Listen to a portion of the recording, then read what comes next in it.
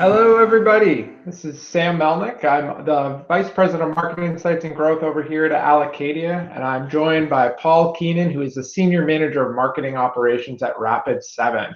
So we're going to dive in, have a good conversation today about how Rapid7 and Paul built this ROI growth model. So I'm going to pass it over to Paul to do a quick intro in a minute, but first a couple of things. Now, first of all, I think I've been talking about marketing ROI for at least the better part of a decade, but more recently, let's call it the last 3 to 6 months, this is a topic that's been coming up almost on a weekly basis multiple times, whether it's with customers, prospects, or marketers in my network. So I think it's really pertinent and time sensitive.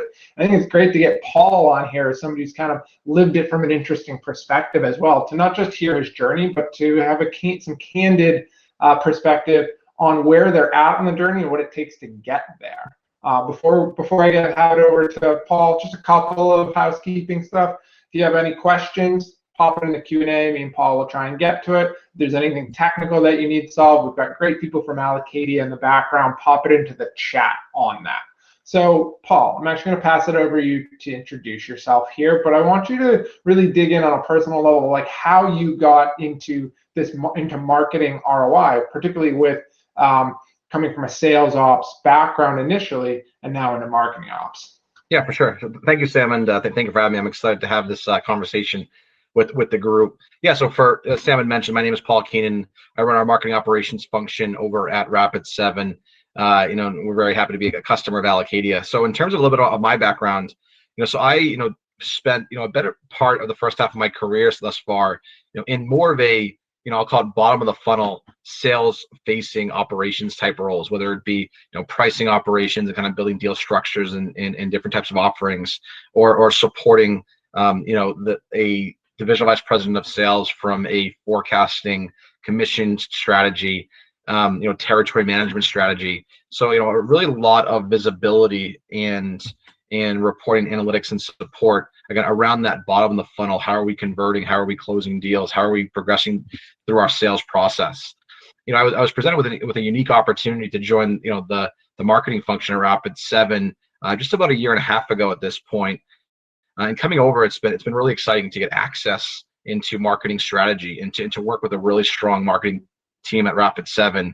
And within that, really getting into like where I talked about kind of that bottom of the funnel as part of my first part of my career, is like now getting more into driving engagement, driving interest, obviously driving awareness, and ultimately kind of supporting supporting our organization from an inbound lead flow perspective, and also from an experience perspective.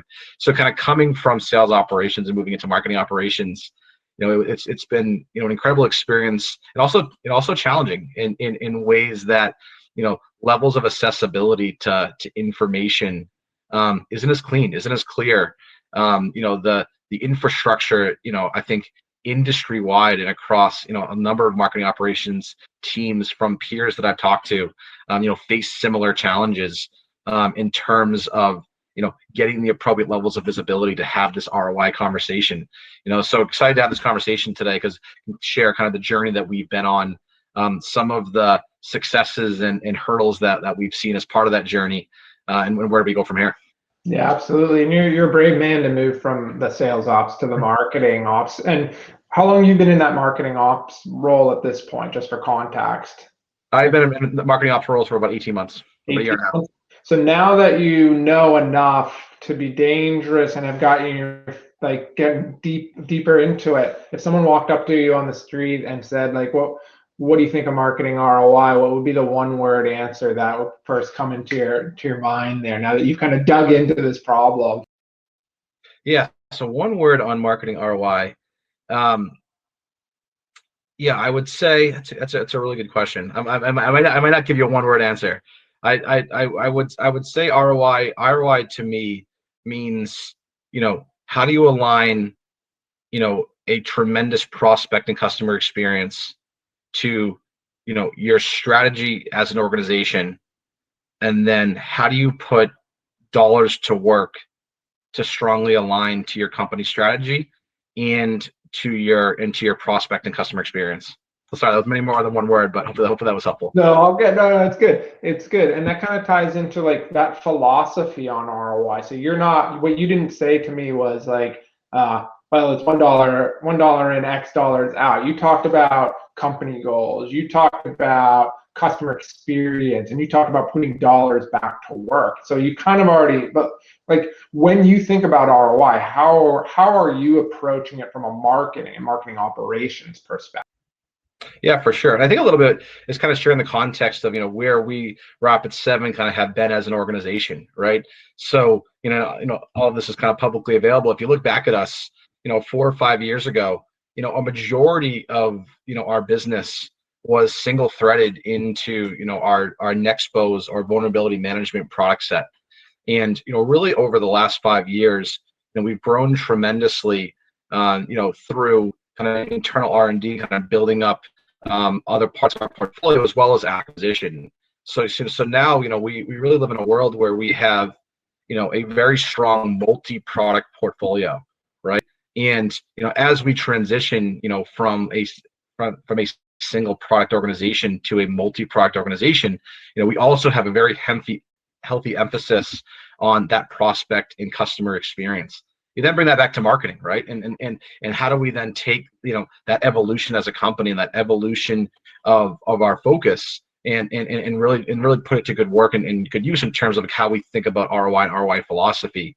So for us, again, I think it comes back to how do we articulate our investment profile to support our corporate strategy, while really providing that strong customer experience. And I think it all starts with building a very strong foundational layer, right, where we can effectively break down silos of spend, for example, and we can drive more synergies in our holistic strategy kind of across our teams.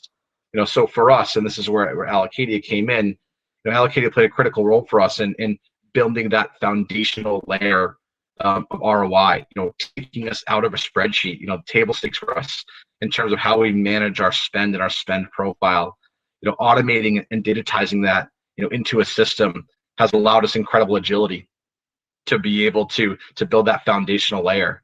And from there, we can now articulate, with a high level of degree of confidence, how our spend is connected to that prospect experience and connected to that corporate strategy. Yeah, no, that's great. I think a couple of, like, whenever I do these, particularly when it's just the interview, you see me like taking notes and stuff. So it's probably not best practice for a webinar and camera etiquette, but it's because I always got stuff going on in my head here, and I want to make sure we touch on it. So there's a couple of things that you hit on here that I think you do. Again, you didn't lead with what's the output. You led with how do we align our investment profile with corporate strategy. And that's, for me, when I talk with folks like yourself, Paul, or other marketing and marketing operations leaders, really core. It's you're ultimately getting a check from the CEO or finance, and you put some into people, you just put some into technology, you put some into programs, but ultimately it needs to support that strategy. And it needs to come across as an investment portfolio like you or I would have in our 401k. The other thing is you start talking about foundational layers. You talk about Allocadia as the eye. You obviously have Salesforce as campaign layer. But what else do you see? Like, what other steps did you consider before you started on this ROI journey? And I guess what was kind of key decision points for you that you could kind of share with the audience to help them understand, okay, I determined these things, and at this point we decided to do X because of Y. Yeah, for sure. So I think a couple of things that are critically important to us, at Rapid7, specifically within marketing, is how do we most effectively kind of measure marketing performance in our ability to influence, again, that good prospect and customer experience. And attached to that, right, we're on this multifaceted journey of investments in technology as well as improvements to our business process, to be able to do that effectively now that we live in like this larger company multi-product world. So as we kind of highlighted earlier, it all started with kind of building the foundational layer of ROI, through Allocadia, and again, digitizing and optimizing our investment profile and strategy. From there, what we then did was we revamped, our entire Salesforce.com campaign hierarchy to drive very strong alignment to our corporate strategy. Again, living in this new multi-product world, with kind of the intent of us being to be able to kind of measure the effectiveness and the intentionality of how are we acquiring and expanding, with our prospects and customers across our portfolio, and can we be unique in how we measure those different motions? And I like to think of it like, multiple funnels, right? So how is the funnel performing, for acquisition for one of our products versus a funnel for expand for a different set of our products, right? Then to take it to the next step, we currently, operate in a last touch methodology, right? So, if someone comes to our website, and fills out a contact us form, it gives us incredible insight into, into ultimately like what converted them to a lead that ultimately becomes an opportunity. But what's also important to us is, as we think about the cost for that lead and the cost of that acquisition of that contact, we really wanted to better understand the prospect journey. So that's where we identify that in addition, to building that foundational layer with Allocadia, we also wanted to procure an attribution tool to be able to support that multi-touch prospect journey. And we did that through enhancing our partnership with Marketo through the purchase of Visible. So now we live in this world where we have our foundational layer of our spend in Allocadia. We're working to drive strong alignment between our campaign hierarchy and our budget hierarchy, so that we can make that direct connection on output from spend.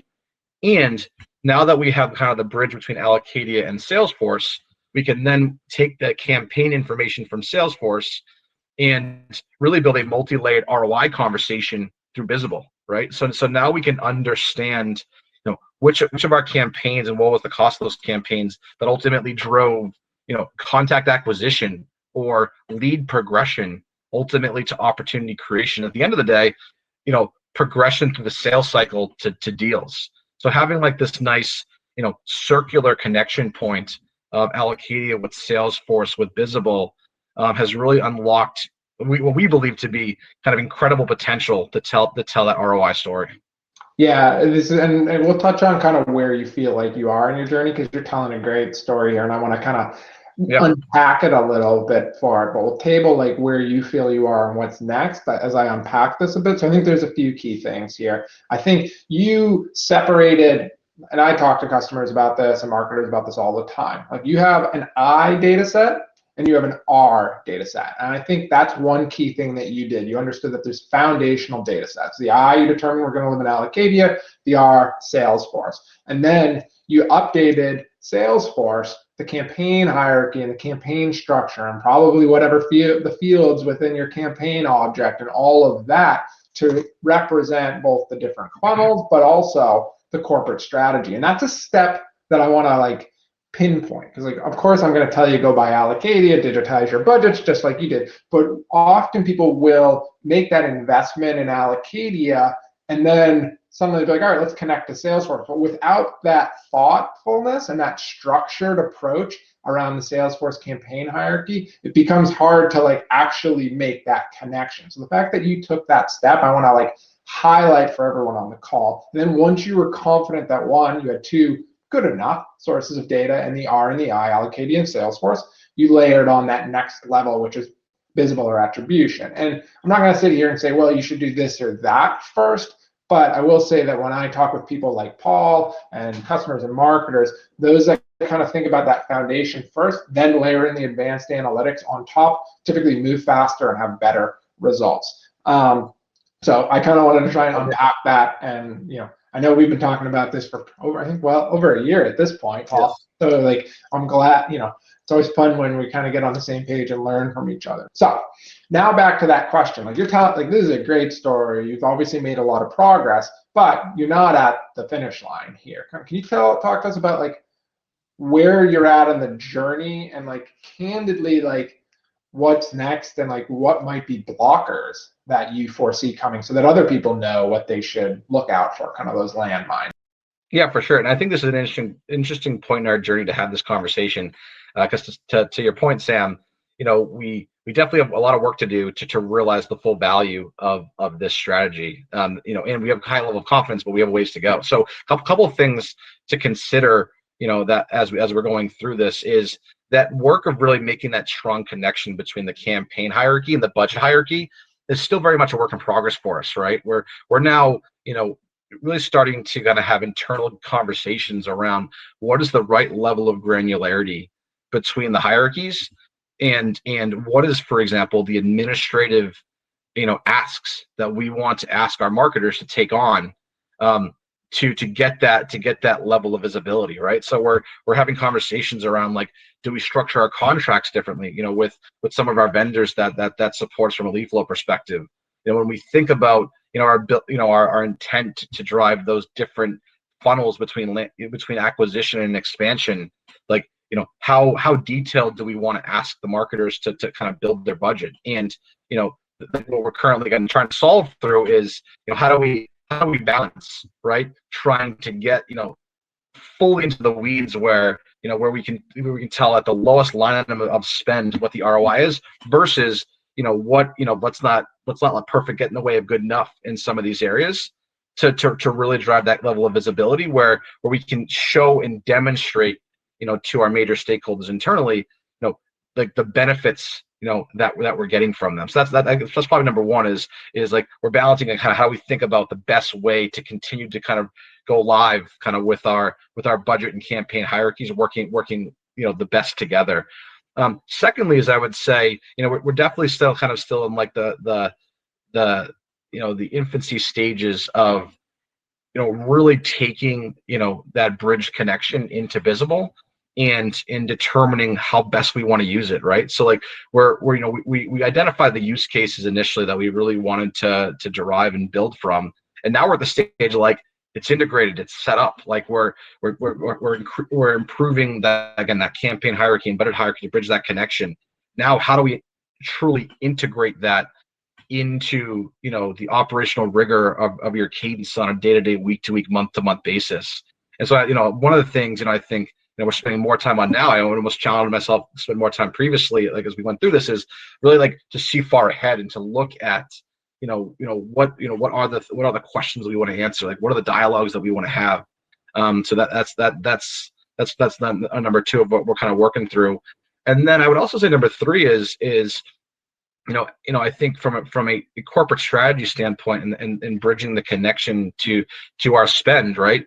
Some of this is new muscles for ourselves and for our teams, right? It's easy to say, all right, we changed the campaign hierarchy, and we're now going to ask the teams to kind of shift their focus from oversimplify a strong one Rapid7 message to more of a specialized message across the portfolio. There's dependencies across other functions and across other teams, and there's socialization and alignment required to be able to do that. It's not as simple as just saying, hey, the skeletal framework is there for you to do it, go and do it. I think we're also kind of working through how do we build that muscle kind of internally and bring everyone along that journey with us, so that we understand the true benefit. Those are probably the three I would call out. Yeah, I mean, I think those three are great. I think it's what's the right level of detail of ROI and what's the trade-off between detailed measurements versus marketers' efforts and your ask.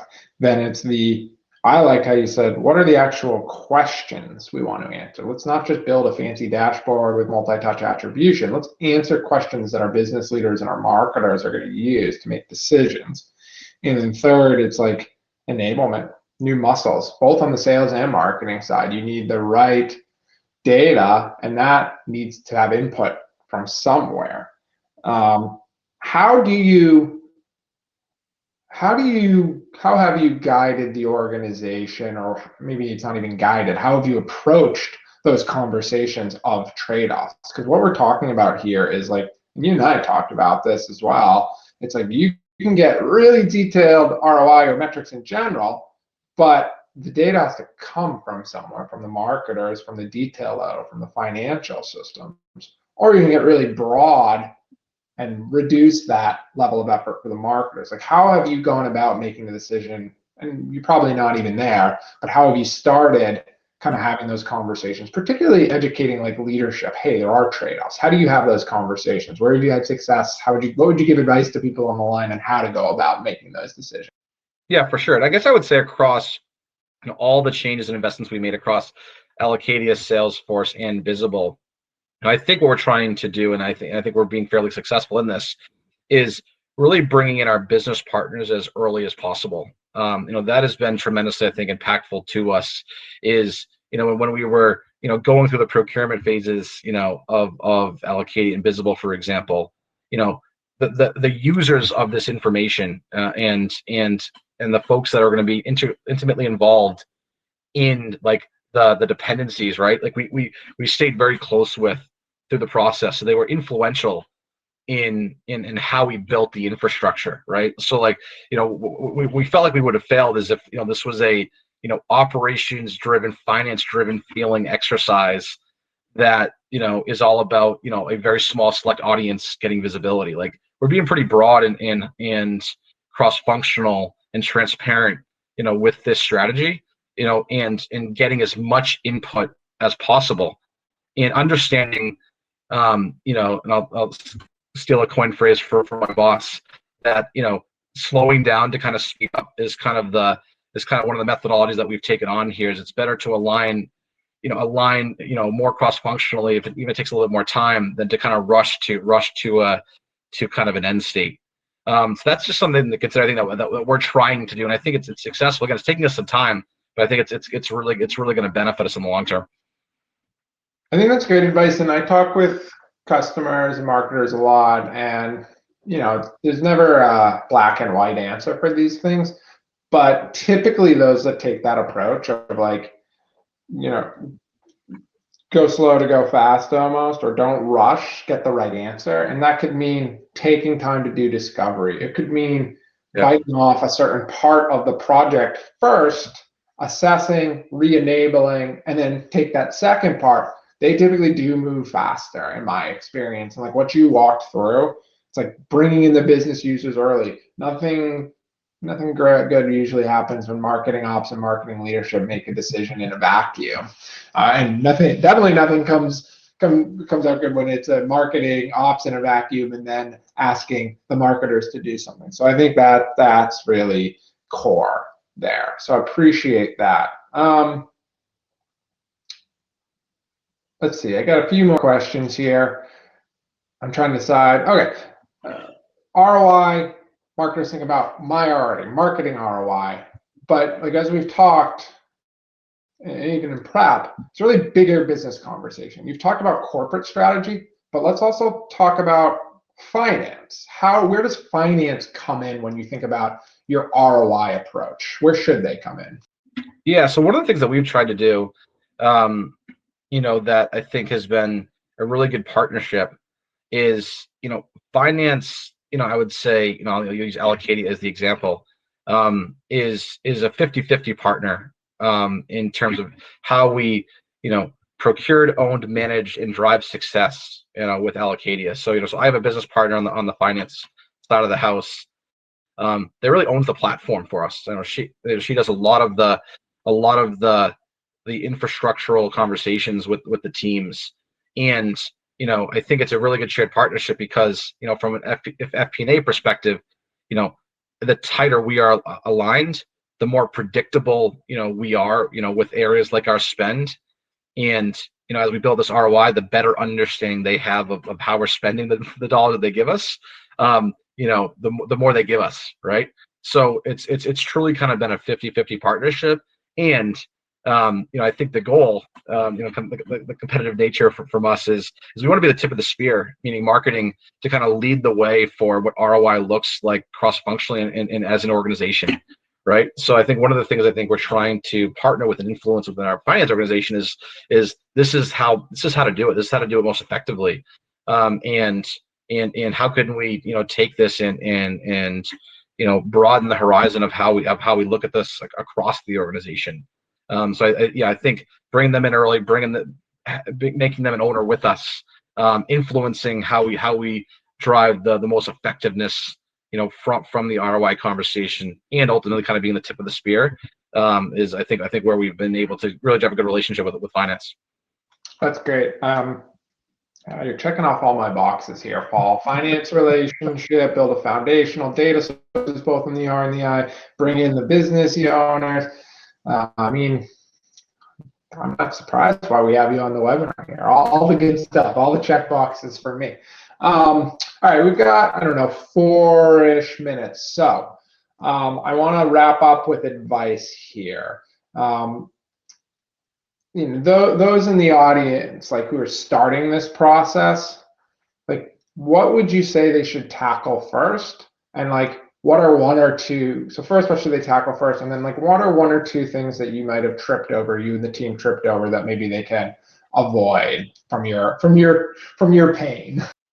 Yeah, for sure. So I think from an advice perspective, I think what I'd suggest to the audience is definitely spend the time to understand what are you trying to accomplish, like what are the big time objectives that you're trying to solve for, right? And like, and again, we honed in on driving the tightest amount of alignment to to our corporate strategy, to a prospect experience, and to breaking down silos, where in terms of how we were spending previously.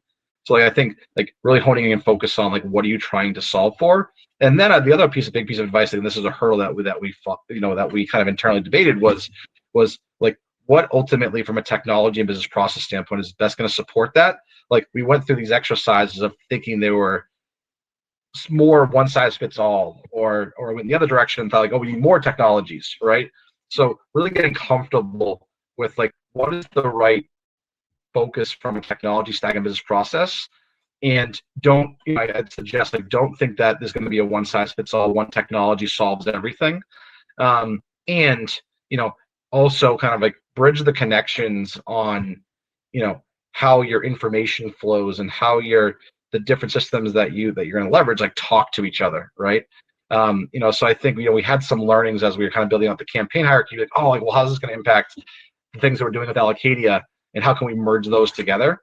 So those are probably the biggest two pieces of advice I would say. Is one, again, really get tight on what you want to solve for. Two is then take that and really identify like what you think you're going to need, and challenge yourself across technology and process to support it, and be open that is not one size fits all or one solution that's going to solve everything. That's great. I love that advice. You continue to hit on it, and it's like I even add to like the one size isn't going to fit all. It's like for ROI in general, it's the process, and it's going to be a bit. There's a playbook, and there's certain things that you can bring into, but your organization is going to be a certain level. There's going to be a certain level of uniqueness to your organization, and be flexible and understand that you're going to have to guide back and forth. So the other thing that I would say, and this is just even feedback for folks on the line, what I've appreciated about Paul and the Rapid7 team is that they ask their partners, the Allocadias of the world, and I can only speak to the experience that we've had, for feedback and partnership, and to bring specific almost guidance to the table, but then they take the accountability to do the work in their own organization. And what I found in my career of multiple software companies and buying software myself is that is a winning combination. If you try and do too much yourself without leaning on the vendors or asking them, then you miss out on all this knowledge. If you try and ask your software vendors to do everything, they don't know the business well enough, and frankly, that's not a core competency. So the Rapid7 team under Paul, I think, has done a great job of doing that. And I assume they do that with all their partners as well. So we're at just wrapping up here. We're right at the half hour. Marketing team will be happy because I wore a collared shirt and I didn't go over by too much. So I want to thank everyone for joining us today. Again, Sam Melnick at Allocadia, Paul Keenan at Rapid7. And for those of you on the line, so Paul talked about the partnership between Rapid7 and Allocadia. Again, we're a marketing performance management software organization, but what that means is we help marketing organizations like the Rapid7s of the world digitize their budgets, reconcile with actuals with finance so that you have a view of the world on investments, and then tie that to returns data in a Salesforce to enable ROI and get that full performance picture. So hope you enjoyed. If you have other questions, you can find Paul or myself on LinkedIn, and we'll talk with you soon. Thank you. Have a great day.